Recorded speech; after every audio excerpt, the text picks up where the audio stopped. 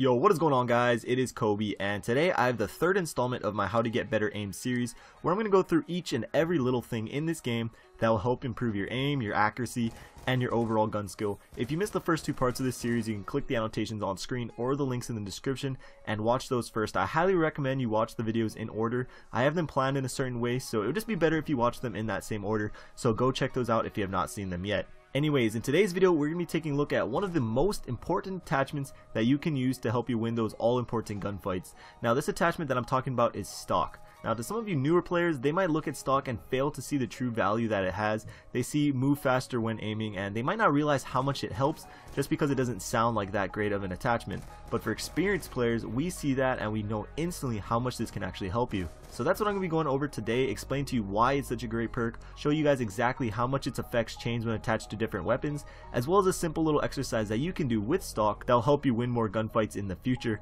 As always, if you do enjoy the video, please remember to smack that like button. These videos take a ton of effort to create, but at the end of the day, I think they're worth it. So starting off with some basic stuff, the one and only effect that stock has is increasing your movement speed while you are aiming down the sights. As I'm sure you guys all know, no matter what gun you are using, when you ADS, your movement speed goes way down.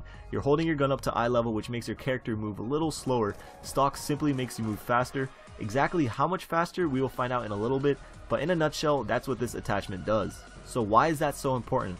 Well, for an obvious reason, when you're aiming in, you're already prepared if an enemy comes into view. You don't have to take that extra added time to aim in and then lock onto your target. You can just point and shoot. In a split-second shooter like Call of Duty, the person aiming in waiting for someone to run past them or through a door towards them typically gets the kill. Unless the connection is garbage, then really anything can happen. But regardless, I don't think I really have to tell you why being aimed in already is an advantage. Another use is to check the corners, and more specifically pre-aim around corners. Without stock, you have two options. You can either just turn the corner walking with your gun at the hip, or you can creep out really slow pre-aimed. However, because of the broken cameras and just general player movement in Call of Duty, they'll just shoot you before you can even see them.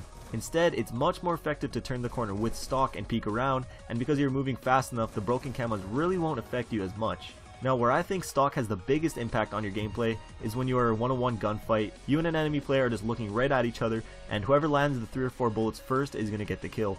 However, with stock, you also have the ability to avoid shots and maneuver around them to throw the enemy's aim off, also known as strafing. Now, strafing may be the most important skill you can acquire when it comes down to winning gunfights, because just like in real life, it's a lot harder to hit a moving target, and with stock, that's exactly what you become.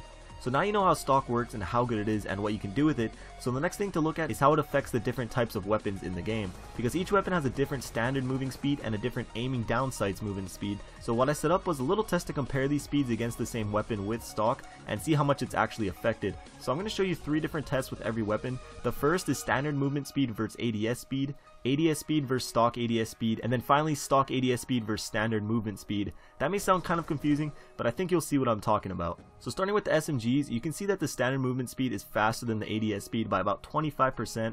Now moving on, you see the stock speed is about 20% faster than the normal ADS speed, and finally you see the stock ADS speed versus the standard movement speed, and they are almost identical, which is crazy if you actually think about it. You can walk around aimed in and ready at the same speed as just normal walking. Moving on to the assault rifles, we see a huge difference when comparing the standard movement speed and ADS speed. You're easily 50% slower when aiming down sights. Now comparing that versus stock ADS, we see similar results again. With stock, you move 2 times as fast while aiming than without it, and again when you compare the standard speed to stock speed, they're nearly identical. Now with shotguns, we see similar results to the SMGs. You move at 75% normal speed when aiming in, and then about 20% with stock compared to without it, and nearly the same speed with stock compared to just your standard speed. And lastly, looking at the LMGs, you see a huge difference, once again similar to the assault rifles, moving around 50% of the speed while aiming, then with stock nearly twice as normal as ADSing, and around fairly the same speed as normal walking. So from these tests, there are 2 obvious things that we can see. The first being that stock is fairly useful with SMGs and shotguns, however you can definitely manage without them. And 2, stock makes a huge difference with LMGs and assault rifles. However, more importantly, assault rifles.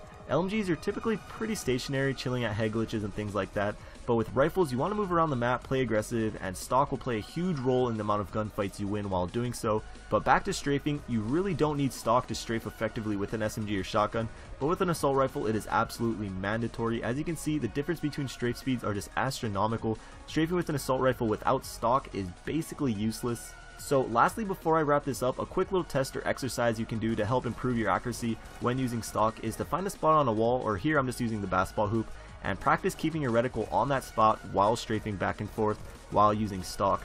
And as it gets easier, you can move farther and farther back and continue doing it. And if you have trouble keeping your shot on the target, you may just either need to practice a little more or decrease your sensitivity like we talked about in a past video.